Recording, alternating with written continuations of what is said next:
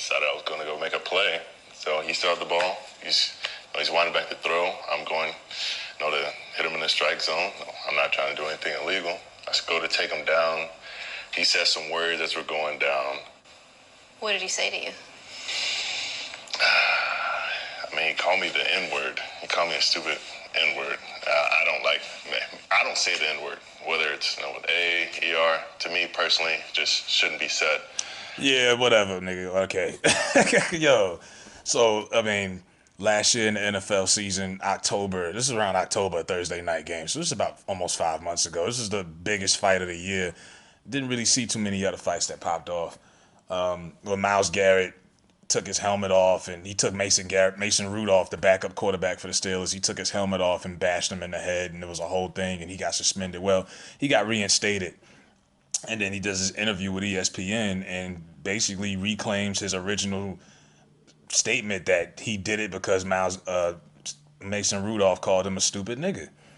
So the whole situation, now the NFL claims they've done an investigation, whatever the fuck that means.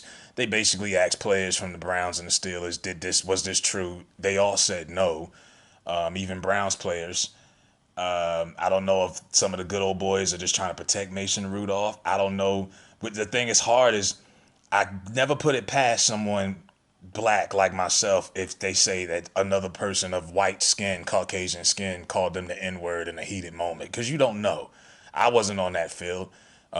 Surprisingly, when it was a Thursday night game, you would think, okay, people are mic'd up. The thing is, Mason Rudolph is a backup quarterback. So they don't mic up backup quarterbacks traditionally.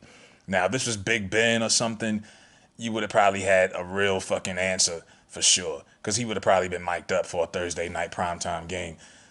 But speaking of franchise quarterbacks, we don't really know Mason Rudolph's character like that. We don't know much about him. He was only there because Big Ben got hurt early in the year and he was the backup. And he's not even a succession plan for the Steelers if Big Ben was to retire. At one point, they benched him for the Hodge kid. So we don't really know him like the way we know. And you don't really know these guys, but you know something about the standard traditional franchise guys like Rodgers, Rivers, Brady, Ben, because they've been around as stars for a long time. We don't really know who Mason Rudolph is or his background. So I don't know if what he's capable of, if that's a part of his character. But let alone, like I say, they said he didn't say it. Now, here's the thing that's funny to me or kind of weird. And I'm like, am I the only one looking at it like this way? Like, Mike Tomlin is going to be in the Hall of Fame, despite what people think. But for the simple fact, he's one of the longest tenured black coaches in NFL history. Other than Tony Dungy, Lovie Smith had a good run in Chicago. Marvin Lewis, of course, had an overdue run in Cincinnati. Mike Tomlin, just based off that and winning a Super Bowl, he's going to be, his spot in Canton is waiting on him when he retires. But Mike Tomlin, as the coach, did an interview on First Take where he basically went off and was like, yo, this is just disrespectful because it's already been proven that it wasn't said, and here you go bring that up again once you get reinstated. Yeah, this is what Tomlin had to say on ESPN. Myles Garrett's accusation against your quarterback. The most recent one this past weekend, I took offense to it, to be quite honest with you. When it first transpired during the season, we don't have a lot of time to pause and fight battles of that nature. We said our piece. We were completely cooperative with all parties involved, the Cleveland Brown organization and the National Football League office, and then we had to move on. We had another game awaiting us, and we wanted to be singularly focused. But when these allegations returned this past weekend, I thought it was appropriate that Mason is properly defended.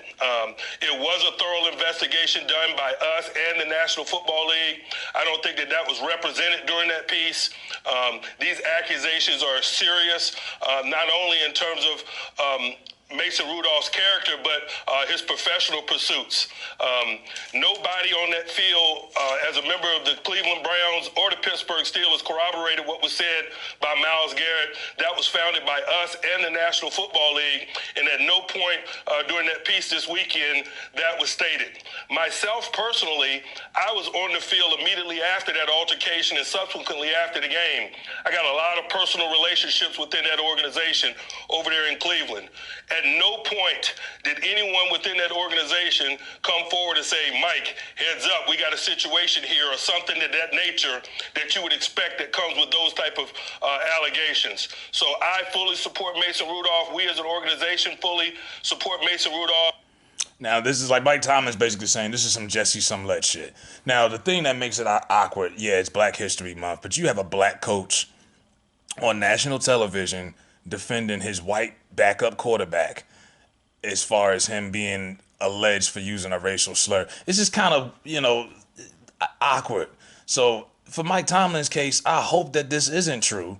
And I'm of course, like I said, obviously no one's backing it up. Not even Myles Garrett's teammates are backing it up. But this would be the worst nightmare. Forget the fact that Tomlin's a coach. This is a black man publicly defending a white guy for allegedly saying the N-word.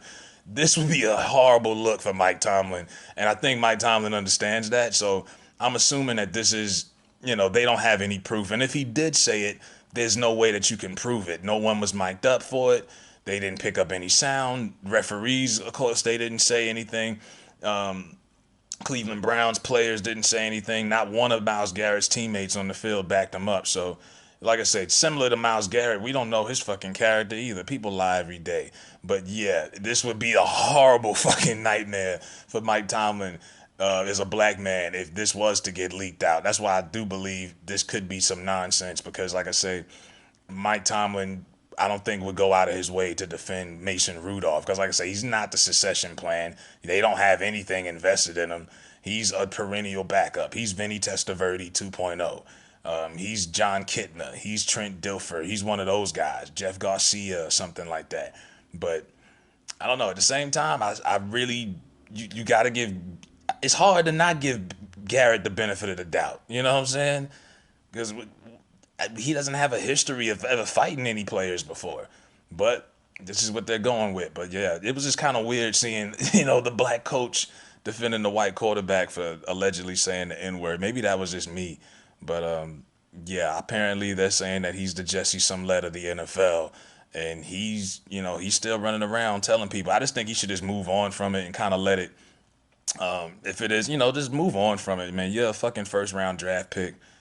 You got a lot going on. You could possibly be losing a lot of money now. A lot of teams might not want to fuck with you because your character's in question because you're trying to destroy Rudolph's character. But now you're coming off looking like Jesse Smollett. So I don't know really what to think about this situation.